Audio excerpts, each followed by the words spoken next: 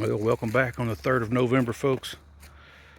You know, every day I want to bring you something, and today I want to talk to you just for a brief moment about the time that we spend with our children. Not to wake them up and get them dressed and hurry up and get them to school, or making sure they're in their beds at night and we come home from working 15, 20 hours. I'm talking about quality time. I'm talking about that time to watch them grow and to train them, to teach them, to raise them up, for them to learn from us what it means to be men. Luckily I grew up in a place where a lot of men were able to go and always be able to take their kids hunting or fishing or whatever the case may be. And I myself grew up on farms, and even though I didn't live on a farm personally, I helped to work on several of them, hauling hay or cutting tobacco or whatever needed done, mending fences, chasing cows down. And it was always men teaching us how to do things, how to be a better person, how to be a better man, how to be a better child.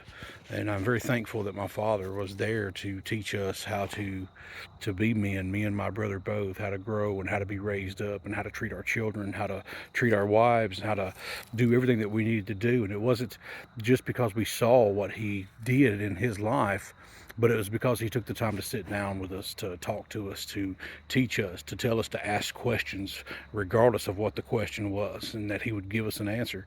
Sometimes when he probably shouldn't have, but he did anyway, and that's just the man he is, and the man that he was then, that he was always willing to help us and to share with us his life's knowledge and his life's experience. So think about the quality time that you spend with your children. Not just on their sporting events. And so many people today are wrapped up in sports. And don't get me wrong, I played football growing up. I understand, wonderful sport, loved it.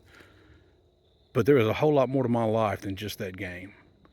And there's a whole lot more to everybody's life than just that game. You look at all these professional athletes that are so good at their craft. You think they don't have a life outside of football or baseball or basketball or soccer or hockey or whatever sport you want to name?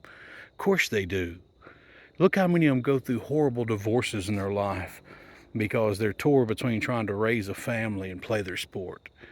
Take your pick. You choose. You decide what's more important to you. For me, it's always going to be my kids. My kids are going to be more important to me than any kind of money I can make. And yet, most people will choose that money over that child every time. Put the time that you'd invest into trying to make millions into your children and see what happens.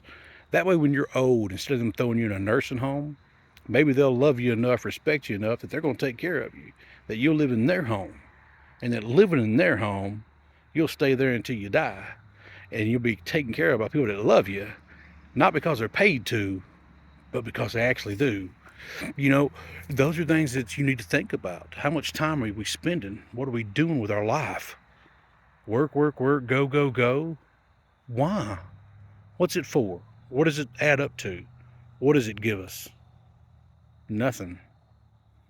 Nothing. You're not going to take none of that with you. What are you going to leave behind? A legacy. It's on your tombstone. Like, my daddy worked every day. That's all he did. Work, work, work, work, work. Never saw him. But boy, he put a roof over our head. We're going to put a roof over our head anyway. Why? Because you want one over yours. Is that really what you want that headstone to read? That's all I knew my daddy for. Is he just worked. That's all he did. Just work. Don't know nothing else about him. That's a sad state of a lot of people. And I know many people that are that way. They had remarkable men as their fathers, but those men didn't know how to be fathers. And so the only thing their kids knew was that he was a hard worker. They didn't know anything else about it. I've been to funerals where people have stood up and talked about these men that were war heroes and everything else, and their kids didn't know nothing about it. Nothing. Because their daddy never told them anything about his life. And that's a sad state. How do we not know? Think about your teenagers. Those of you that have them. I've had a few. And think about it. Do you know what their favorite color is? You know what kind of car they want to drive? Do you know their favorite food, their favorite dessert, their favorite movie, their favorite clothes, their favorite band? Do you know what their interests are outside of sports? There's always that one guy that's like, "Hey, my boy, he just love baseball. He love baseball. That's what I know. He love baseball." What about something else? What about something else? Do we know anything else?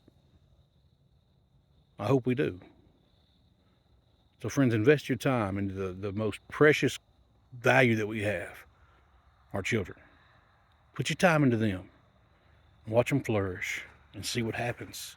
Watch the change that takes place not only in your children, but in you as a parent, just by putting time into them.